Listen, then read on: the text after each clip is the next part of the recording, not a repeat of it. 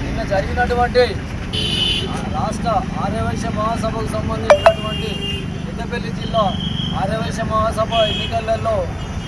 మొత్తం జిల్లా వ్యాప్తంగా ఉన్నటువంటి ఆర్యవైశ్యులు మరియు ముఖ్యంగా మా పునాదైనటువంటి మా మంత్రిని పట్టణ ఆర్యవైశ్య సోదరులందరూ కూడా నాకు మద్దతు తెలిపి నేను ఏకగ్రీవంగా ఎన్నిక కావడానికి సహకరించినటువంటి ఆర్యవైశ్య సోదరులకు మరియు మన ప్రియతమ నాయకులు పేద ప్రజల ఆశాజ్యోతి గౌరవ మంత్రివర్యులు శ్రీధర్ బాబు గారికి కూడా ఈ సందర్భంగా సహకరించినందుకు మా ఆర్యవైశ్య జాతి పక్షాన కృతజ్ఞతాభివందనలు చెప్తున్నాను. రాబో రోజులలో జిల్లా ఆర్యవైశ్య సంఘానికి సంబంధించినటువంటి భవన నిర్మాణం